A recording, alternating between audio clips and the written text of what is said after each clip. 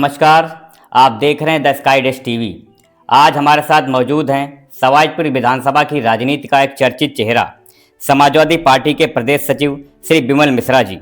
करीब 2 दशकों से समाजवादी विचारधारा के साथ जुड़े विमल प्रकाश मिश्रा संगठन से लेकर पंचायत और क्षेत्रीय राजनीति में लगातार सक्रिय भूमिका निभा रहे हैं।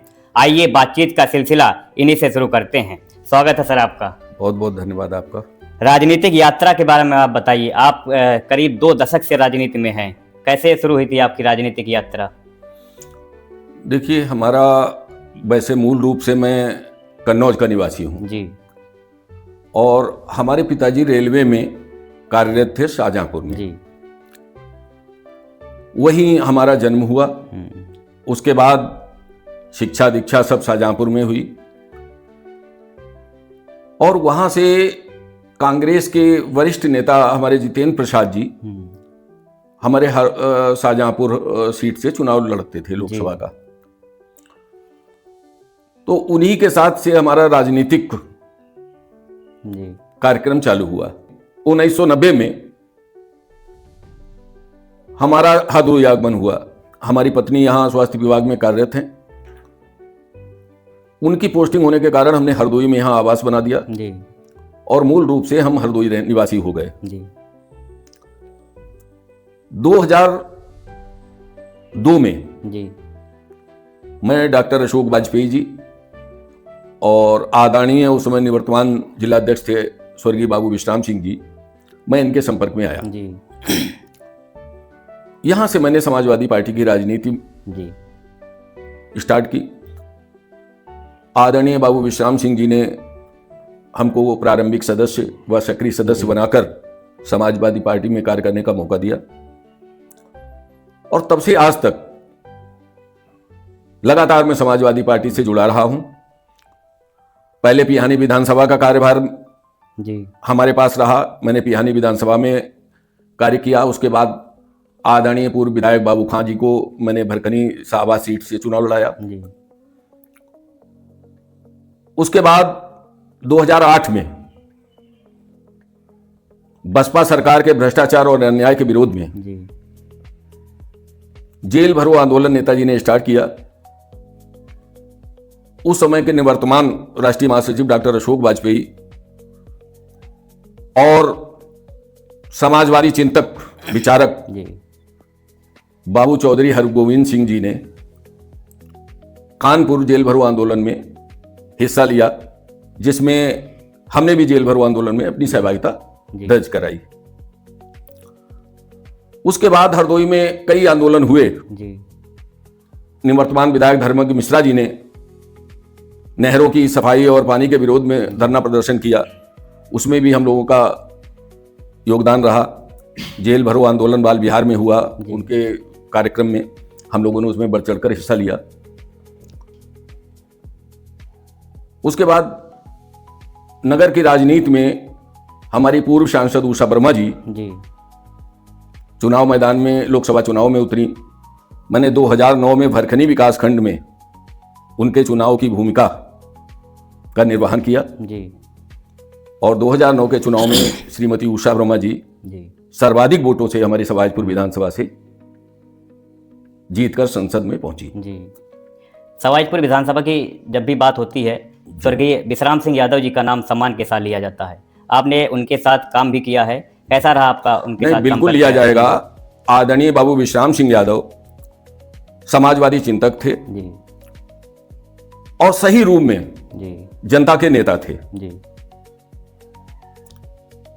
तब शासन सत्ता में इतना न तो विधानसभाओं में इतना धन हुआ करता था जी और ना ही सरकार का इतना योगदान जी विधायकों को दिया जाता था, लेकिन फिर भी सीमित संसाधनों के होते हुए भी आज कटियारी में अगर आदमी सड़कों पर निकलता है तो सर्वाधिक सड़क और पुल बनाने का काम उस समय आदरणीय बाबू विश्राम सिंह ने किया। इसका श्रेय हरदोई जनपद में सबसे अधिक अगर किसी नेता को जाता है तो बाबू विश्राम सिंह को जाता है। 2012 में आपको समाजवादी ब्राह्मण सभा का प्रदेश सचिव बनाया गया। उस दौरान अलग अलग जिलों में संगठन को मजबूत करने का अनुभव आपका कैसा रहा? आपने कई जिलों में भ्रमण किया, चुनाव प्रचार किया, प्रभारी भी कई जिलों में रहे आप। देखिए, ब्राह्मण सभा का प्रदेश सचिव माननीय मनोज पांडे जी के उस समय नेतृत्व में राष्ट्रीय अध्यक्ष हमारे अखिलेश यादव जी ने जी प्रदेश सचिव का नेतृत्व मुझे सौंपा था जी और उस नेतृत्व में मैंने आस्था जताते हुए जी उस समय इटावा मैनपुरी से तेज प्रताप यादव जी लोकसभा का चुनाव लड़े। वहां 15 दिन रहकर हम लोगों ने कार्य किया। जी उसके बाद कन्नौज लोकसभा में जी श्रीमती डिम्पल यादव जी ने चुनाव लड़ा। उस समय वहां के निवर्तमान जिला अध्यक्ष थे राकेश तिवारी जी। जी उनके साथ भी हमने कन्नौज में चुनाव में भूमिका निभाई। जी इसके बाद अभी मैनपुरी एटा में चुनाव हुआ, डिम्पल जी चुनाव लड़ी। जी वहां भी हमारे हरदोई के कई साथी, उसमें पद्मराज सिंह पम्मू भी जी मेरे साथ थे। जी तो वहां भी हमने प्रदेश के नेताओं के साथ मिलकर जी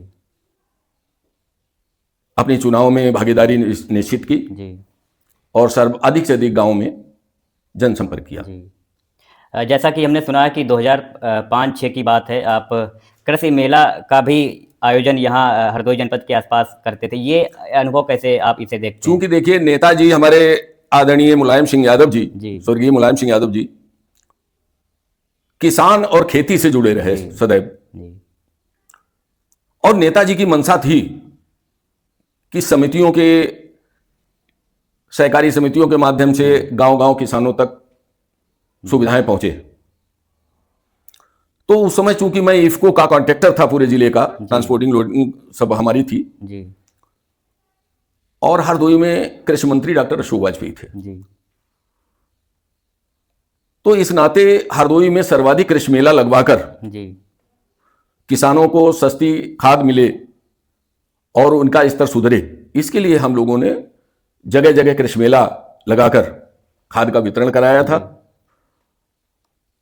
और सरकार से मिलने वाली सुविधाओं को किसानों को उपलब्ध कराया। किसानों से आपको ज़्यादा लगाव है, किसानों की बात ज़्यादा उठाते हैं। भाई देखिए, पैतृक हमारा परिवार किसान ही है जी और खेतीबाड़ी और किसानी से जुड़ा होने के कारण सदैव हमें किसानों से लगाव रहा है। जी और नेताजी की विचारधारा से प्रभावित होने का मात्र कारण भी यही है कि नेताजी का किसानों के प्रति सदैव मोह रहा है जी और यही विचारधारा मुझे नेताजी की तरफ आकर्षित करती है। जी और इसी के तहत मैंने किसानों के लिए समय समय पर जो भी आंदोलन किया। देखिए, समाजवादी सरकार ने किसानों के लिए सिंचाई मुफ्त की जी जिससे किसानों की आय बढ़े। जी उसके बाद जितने भी कनेक्शन थे, विद्युत कनेक्शन थे ट्यूबवेल के, उन पर 60,000 अनुदान आम किसान को देने का काम किया। लेकिन भाजपा सरकार आने के बाद समाजवादी पार्टी द्वारा किसानों को जो भी सुविधाएं जी दी जा रही थी उनको बंद कर दिया गया या उनको सूक्ष्म कर दिया गया, जी जिससे कि आम किसान को उसका लाभ ना मिल सके। जी इसी कारण मुझे समय समय पर किसानों के लिए आंदोलन में भाग लेना पड़ा। नहीं, जरूरी है क्योंकि भारत लगभग 65 से 70% गांव में बसता है। किसान अपनी बात, अगर किसानों की बात कोई नहीं रखेगा उनकी बात कौन पहुंचाएगा सरकार तक। हमें याद है 2015 में आप जिला पंचायत सदस्य का चुनाव लड़े थे और जीते भी थे और 2016 में जिला योजना समिति में निर्विरोध चुने गए। उस दौरान क्षेत्र की किन किन समस्याओं को आपने प्रमुखता से उठाया? देखिए, 2015 में चूंकि भरखनी प्रथम से जी समाजवादी पार्टी का कभी कोई प्रत्याशी विकासखंड भरखनी में नहीं जीता था जी और उस चुनाव में मुझे समाजवादी पार्टी से प्रत्याशी बनाया गया।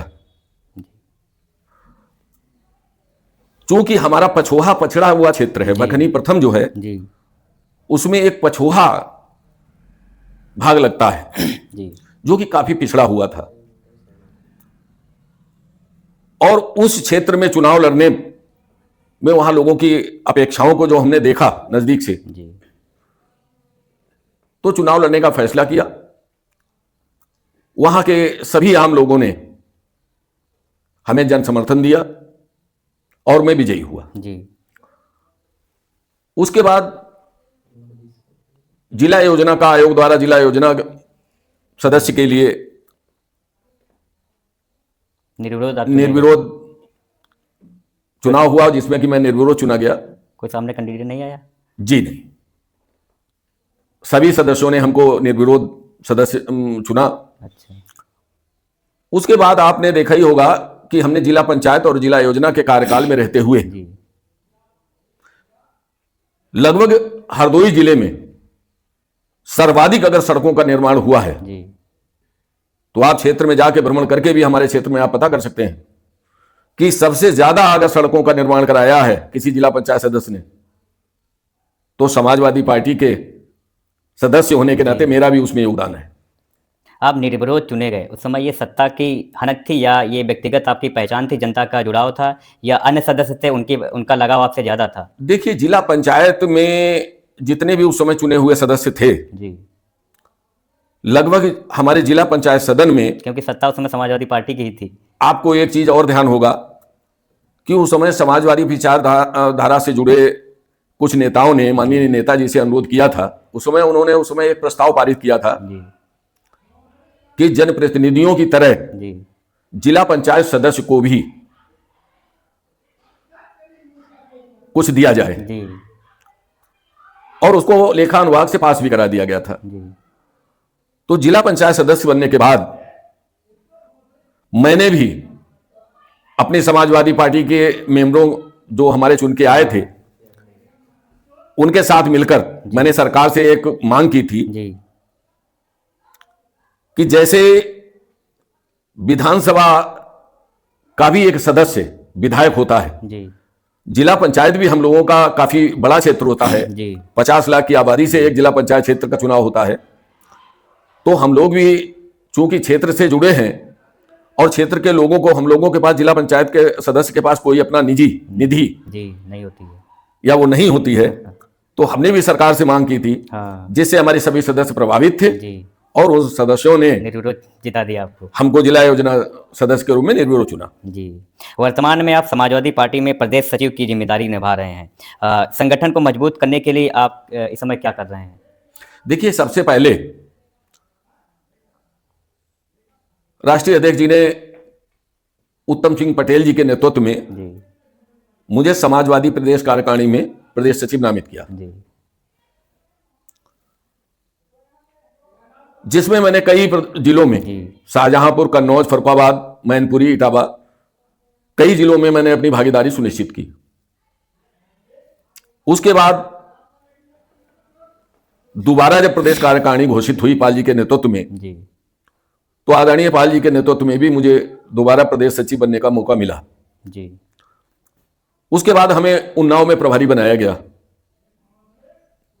उन्नाव में भी मैंने अपना कार्यकर्ताओं के बीच में संगठन के रूप में काफी काम किया। जी, यानी दूसरे जनपद में भी आपने संगठन को यस, मजबूती, उसमें संगठन की जिम्मेदारी चूंकि हमें दी गई थी, जी, तो उन्नाव जिले में भी मैंने संगठन में काम किया।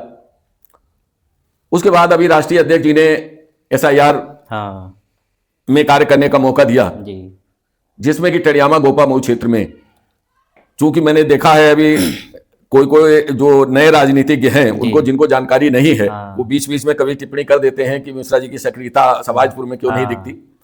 तो देखिए, मैं पार्टी का कार्यकर्ता हूं, जी, राष्ट्रीय नेतृत्व तो मुझे जहां भी संगठन में, जहां भी कोई अपनी भूमिका अदा करने की इजाजत देगा, हाँ, उस विधानसभा में मैं काम करूंगा। जी, तो बिल्कुल, वर्तमान में गोपामऊ टड़ियामा क्षेत्र में जी, हमने SIR में काम किया, हाँ, और सवाईजपुर, शाहबाद या अन्य विधानसभाओं में मैं व्यक्तिगत पहले भी जुड़ा रहा और आज भी अपने कार्यकर्ताओं और आम जनता में जुड़ा हुआ। जी। सवाईजपुर की आपने बात की, हम वहीं पर आते हैं। सवाईजपुर विधानसभा की राजनीति को आप किस तरह इस समय देख रहे हैं? देखिए, सवाईजपुर यहाँ की की सबसे बड़ी क्या समस्या है इस समय, या देखिए, एक बात आपको हम बता दें सामाजिक चुनौतियाँ क्या क्या हैं? कि सवाईजपुर विधानसभा जो है जी। हमारा सबसे बड़ा क्षेत्र है समाजवादी पार्टी का। जी, लेकिन आजकल की जो पीढ़ी है जी, उसमें और संगठन में जी, थोड़ी हरदोई के संगठन में एकजुटता की कमी होने के कारण जो अलग अलग राजनीति करते हैं, जी, तो इससे कभी कभी हमें नुकसान भी होता है। माननीय राष्ट्रीय अध्यक्ष जी चूंकि समय समय पर अपना सर्वे भी कराते रहते हैं जी और जिसे उपयुक्त वो समझेंगे जी उसे टिकट देंगे, और जिसे टिकट देंगे उस समय उसे कार्यकर्ता होने के कारण हमारा पूर्ण समर्थन जी। और साथ मिलेगा। टिकट की रेस में आप अपने आप को देखते हैं?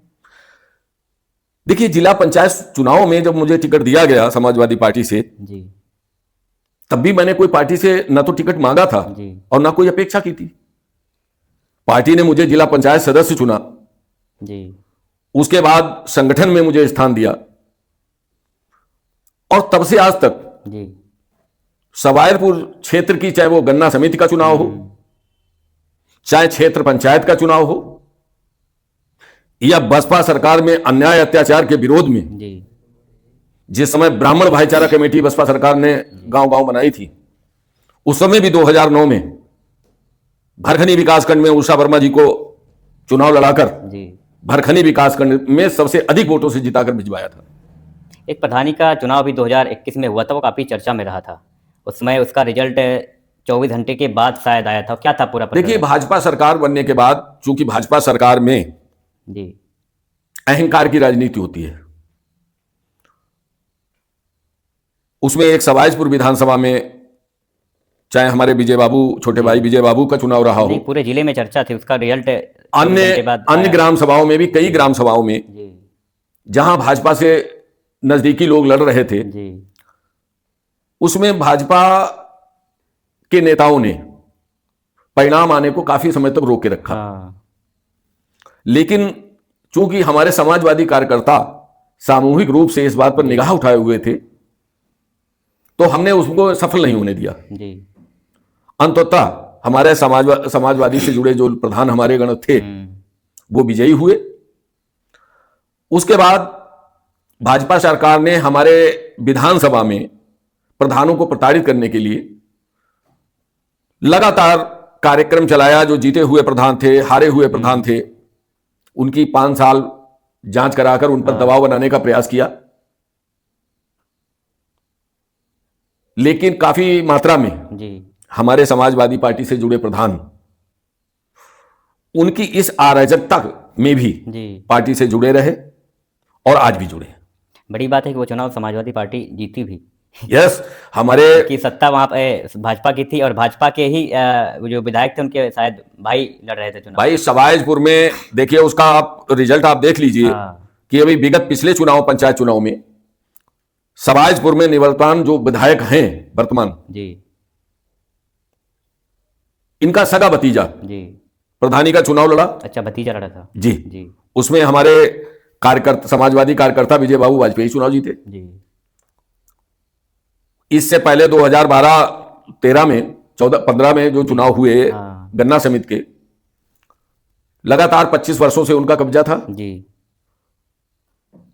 उसमें भी हमने अपनी भूमिका निभाई और समाजवादी पार्टी के डायरेक्टर चुने गए उसमें लोग, जी जिनके माध्यम से हमने उनको चेयरमैनी, गन्ना चेयरमैनी से बेदखल किया। जी उस समय उदयवीर सिंह, अनकपुर के हमारे क्षेत्र के ही रहने वाले ठाकुर उदयवीर सिंह, जी जो शाहबाद से गन्ना समिति के डायरेक्टर थे, उनको रूपापुर में गन्ना समिति में मैंने निर्विरोध चेयरमैन जी बनवाने में अपनी भूमिका अदा की। बड़ी उपलब्धि है विपक्ष में रहकर ये कार्य करना। और तब से आज तक लगातार हमारे सवाईजपुर में क्षेत्र पंचायत चुनाव में हमेशा मैं भाजपा के विरुद्ध, जब भी क्षेत्र पंचायत का चुनाव होता है तो मैं अपनी भूमिका अदा करता हूं। वर्तमान में सवाईजपुर में जो विधायक है माधवेंद्र प्रताप सिंह रानू जी हैं, जी। 2 बार लगातार विधायक चुने गए, वर्तमान में भी हैं। आप उनके कार्यकाल को कैसे देखते हो? क्षेत्र में विकास को लेकर क्या कहेंगे? देखिए, उनका कार्यकाल अपना पार्टी का जो भी अपना वो करते हैं वो अपना उनका, लेकिन अहंकार है। सवाईजपुर विधानसभा में केवल अहंकार की और प्रताड़ित करने की राजनीति होती है, जी जिसके लिए समाजवादी पार्टी के कार्यकर्ता हमेशा विरोध में हैं और हमेशा अत्याचार और अन्याय का विरोध करते आए हैं और करते रहेंगे। जी फिर भी लगातार दूसरी बार जीते अहंकार की राजनीति के बावजूद। नहीं, उसका कारण है, देखिए हर पार्टी में कई कई प्रत्याशी होते हैं, जी लेकिन अक्सर ऐसा होता है कि कुछ टिकट मांगने वाले प्रत्याशी जी टिकट ना मिलने के बाद जी अपनी ही पार्टी के प्रत्याशी का विरोध कर देते हैं। जी उनमें सामंजस्य न होने के कारण हमारे प्रत्याशी जी पद्मराज सिंह तम्मू जी पिछला चुनाव कुछ वोटों से हार गए, जी वरना समाजवादी पार्टी का विधायक हर हालत में जीतता। जी। कोई भी विधानसभा हो वहाँ जातिगत समीकरण काफ़ी मायने रखता है। सवाईपुर विधानसभा में ब्राह्मण भी हैं, यादव भी हैं, क्षत्रिय भी हैं, तो अन्य पिछड़ा वर्ग भी बाहुल्य है। आपने एक चीज देखी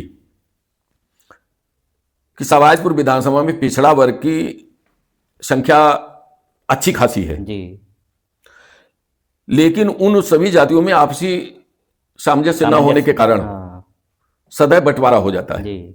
आपने देखा होगा कि सवाईपुर विधानसभा में ब्राह्मण वर्ग का अधिकांश हिस्सा समाजवादी पार्टी के विरुद्ध रहता था, लेकिन 2022 के चुनाव में हम लोगों ने अपने समाज को जोड़ने का काम किया जी। उसका परिणाम यह हुआ कि भरखनी से लेकर कटियारी तक जी भारी संख्या में ब्राह्मणों ने मत का प्रयोग किया सपा के पक्ष में, जी, जिसका परिणाम यह हुआ कि मैं जीत के नजदीक पहुंच सका। जी। क्या लगता है 2027 में सवाईपुर विधानसभा में बदलाव होगा या फिर वही सिलसिला जारी रहेगा? देखिए, जनता तो प्रदेश में बदलाव चाहती है। जी राष्ट्रीय अध्यक्ष आदरणीय अखिलेश यादव जी ने जो महिलाओं के लिए, जी क्षेत्र के लिए, छात्राओं के लिए, युवाओं के लिए जो विकास कार्य शुरू किए थे, जी चूंकि भाजपा सरकार आते आते अब ये सब जो है समाप्त हो चुका है। अब प्रदेश की जनता आदरणीय अखिलेश जी को पुनः मुख्यमंत्री के रूप में देखना चाहती है, इसलिए सवाईपुर की विधानसभा में भी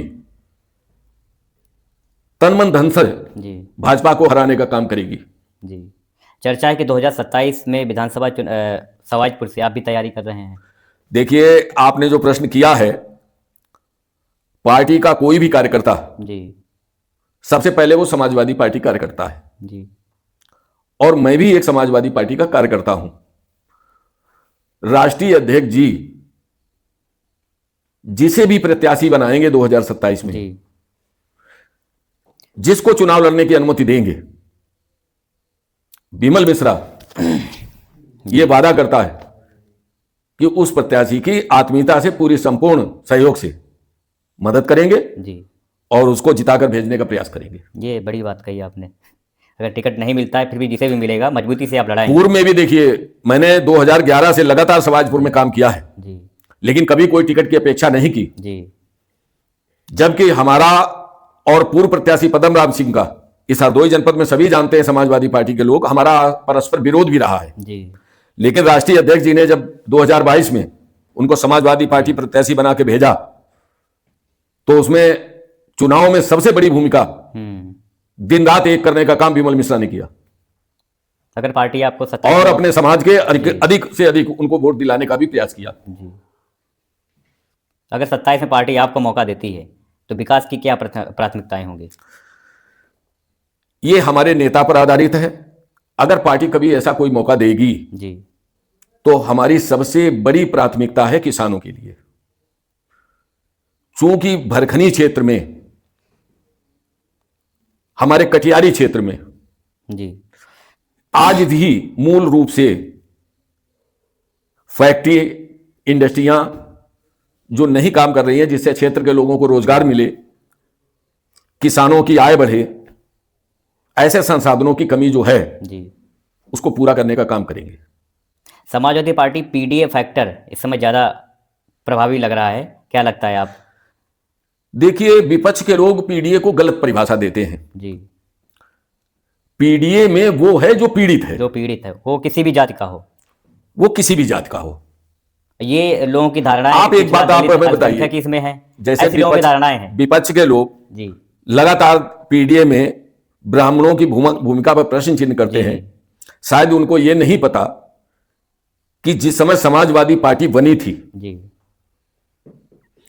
तो समाजवादी के संस्थापक सदस्यों में भी आदरणीय जनेश्वर मिश्र जी का नाम जुड़ा है।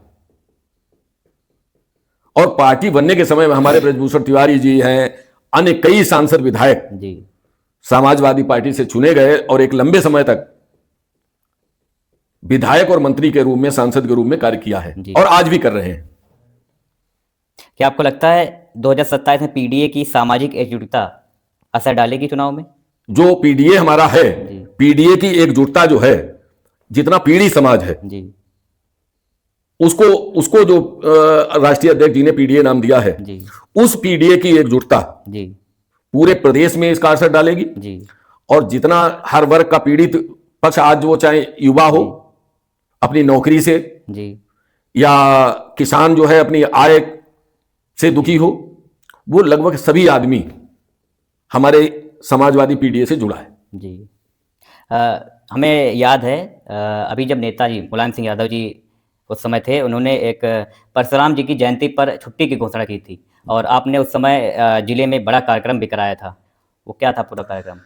देखिए, नेताजी ने एक प्रदेश में गुलदस्ता तैयार किया था जी, राष्ट्रीय राजनीति में, जिसमें समाज के हर वर्ग के लोग हुआ करते थे। जी, और नेताजी ने ब्राह्मणों की भावनाओं, चूंकि भगवान परशुराम जी चिरंजीवी हैं, जी,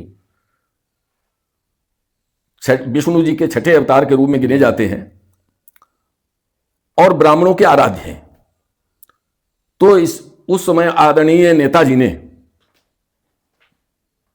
ब्राह्मण समाज की आस्था को देखते हुए उनकी जयंती पर एक दिन का अवकाश जी, घोषित किया था, जिसका हमारे हरदोई में ब्राह्मण समाज ने एक बड़ा कार्यक्रम गांधी मैदान में किया। जी, और उस समय हमारे हरदोई में कृषि मंत्री रहे डॉक्टर अशोक वाजपेयी जी, इनको आमंत्रित किया गया और उनके स्वरूप जी, हम लोगों ने नेताजी का आभार प्रकट किया। जी। आप खुद पंचायत राजनीति से जुड़े हैं जी, आने वाले पंचायत चुनाव को आप किस नज़र से देखते हैं? क्या मानते हैं ये सेमीफाइनल होगा विधानसभा चुनाव से पहले? भाजपा सरकार चूंकि उल्टी गिनती शुरू हो चुकी है, जी,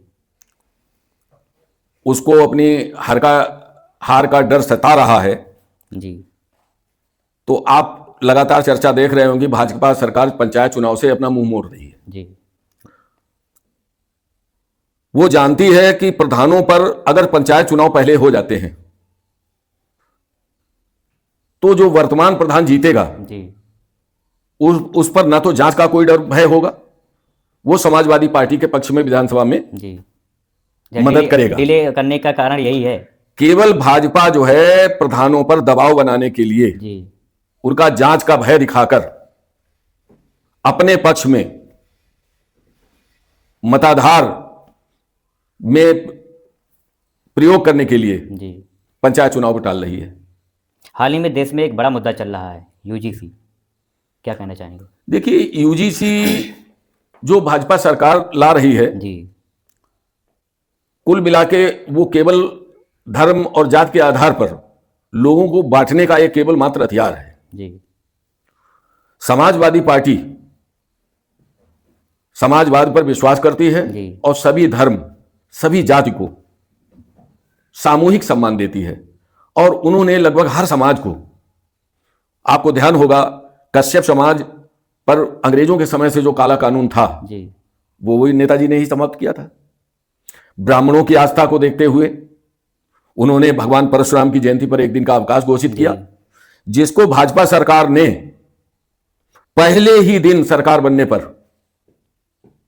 कैंसिल किया। उस अवकाश को यह कहकर निरस्त किया कि भगवान परशुराम एक मनुष्य थे, जबकि हमारे हर ग्रंथ में और हर ब्राह्मण समाज उनको अपना आराध्य मानता है, भगवान मानते हैं, और हर ग्रंथ में विष्णु भगवान के छठे रूप में भगवान परशुराम को गिना जाता है। ब्राह्मणों की आस्था को ठेस पहुंचाया है जी, सरकार ने। ये बिल्कुल, और उसका ही परिणाम है जी, कि 2027 के चुनाव में ब्राह्मण समाज बड़ी संख्या में, 2012 चुनाव में ब्राह्मणों ने जो भूमिका समाजवादी पार्टी के साथ निभाई थी, पुनः अपनी वही बढ़ चढ़कर भूमिका निभाने का प्रयास करेगा और आदरणीय अखिलेश यादव को पुनः मुख्यमंत्री बनाने जी का प्रयास नहीं, करेगा। 2024 में दिखाया भी है, सत्ता में भाजपा थी के बावजूद उत्तर प्रदेश में लोकसभा चुनाव में भारतीय जनता पार्टी को दूसरे नंबर पर कर दिया। यस भाई, लोकसभा चुनाव हो या अन्य पंचायत चुनाव हो, भाजपा जमीन में कभी चुनाव नहीं जीतती। भाजपा केवल अपनी आरक्षकता, कूटनीति और चालाकी से चुनाव जीतने में विश्वास करती है। समाजवादी पार्टी हमेशा लोगों के बीच जाकर उनकी समस्याओं पर, आज आप देख लीजिए कि जब से भाजपा सरकार बनी है जी, जो अपने को सवर्णों का सबसे बड़ा हितैषी मानती है, आप 10 वर्ष से आप ये देख लीजिए, जो 18 वर्ष का सामान्य वर्ग का बच्चा था जी, वो आज नियुक्तियां न होने के कारण 28 वर्ष का होकर इस जीवन में कभी भी सरकारी नौकरी नहीं पा सकता। बेरोजगारी तो है, बहुत वो ज्यादा ओवर एज हो गया, बहुत ज्यादा है। तो ऐसी स्थिति में आप जरा देख लीजिए कि वो बहुत बड़ी संख्या बेरोजगारों की, जी, सवर्ण मतदाताओं की तैयार बैठी है जी, जो अगले चुनाव में भाजपा का विरोध करेगी। जी, और युवाओं की सबसे बड़ी आस्था आदरणीय अखिलेश यादव को पुनः मुख्यमंत्री बनाने में अपनी भूमिका देगी। जब सत्ता में कांग्रेस थी उस समय सिलेंडर के दाम 400 थे, तो भाजपा रोड पर आकर हल्ला करती थी महंगाई है, महंगाई है। वर्तमान में ये रेट 1000 पहुंच गए हैं और सिलेंडर भी नहीं मिल रहे हैं। इस भूमिका को कैसे देखते हैं आप एक सिलेंडर की भूमिका की बात कर रहे हैं। हम चूंकि जिला योजना के मेंबर भी रहे हैं जी, तो लगभग हर विभाग और हर चीज की जानकारी हमें समय समय पर मिलती रही है। समाजवादी पार्टी में युवाओं के लिए, किसानों के लिए, अन्य लोगों के लिए जो जो सुविधाएं चालू की थी, उनको धीरे धीरे भाजपा ने समाप्त कर दिया। जैसे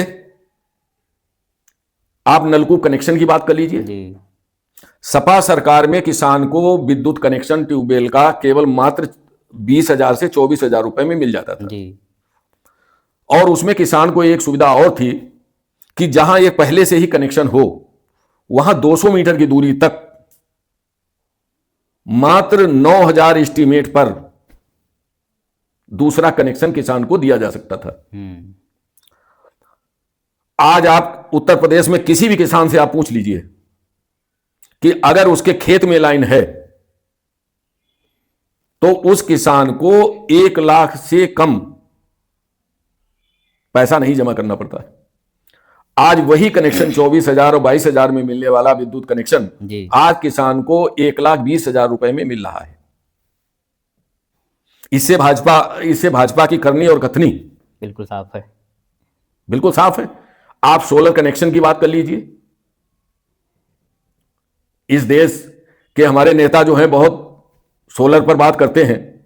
आप देख लीजिए कि जो 72,000 रुपए किसानों के लिए सोलर पैनल लगवाने की बात की थी, वही सोलर पैनल कृषि विभाग द्वारा जो किसानों को दिया जा रहा है, आज उस पर 2,25,000 रुपए जमा होता है। ये बात है जो समाजवादी पार्टी सरकार में मात्र 72,000 रुपए में दिया जा रहा था, वो आज 2,25,000 रुपए कृषि विभाग द्वारा दिया जा रहा है। सिलेंडर मिल रहा है। देखिए, चाहे सिलेंडर हो, चाहे सीएनजी हो, आपको मिल रहा है सिलेंडर समय या अन्य कोई भी, मिल जाता है। लगभग हर आदमी को प्रतीक्षा करनी पड़ रही है। प्रतीक्षा करनी पहले से थोड़ी ज्यादा या कम? और भाजपा सरकार जब से आई है तब से देखिए सीधी सीधी फंडा है, भ्रष्टाचारी, चंदा दो धंधा लो। यही चल रहा है। जो पैसा देगा वो सुविधाएं प्राप्त करेगा और जो पैसा नहीं देगा वो लाइन में लगेगा। चलिए, हम रैपिड फायर राउंड पे आते हैं। इसमें आपको जल्दी जल्दी जवाब देने पड़ेंगे। 5 मिनट का समय हम आपको कर लेंगे। सवाईपुर विधानसभा की सबसे बड़ी समस्या? देखिए, सवाईपुर की मैंने आपको सबसे बड़ी संख्या बताई कि देखिए, गवर्नमेंट के डिग्री कॉलेज, इंटर कॉलेज छात्रों को न मिल पाना जी।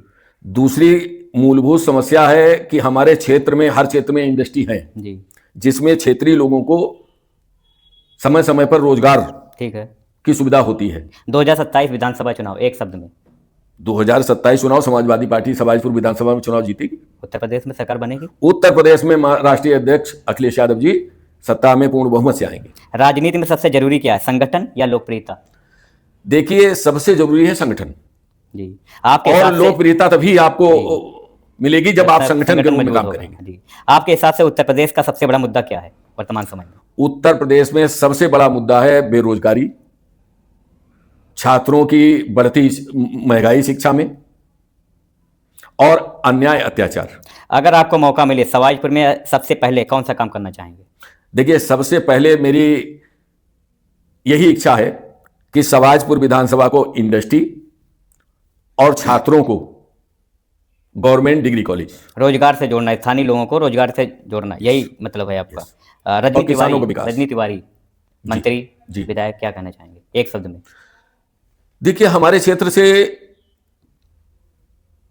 पहले भी समाजवादी पार्टी से भी शिक्षा मंत्री रहे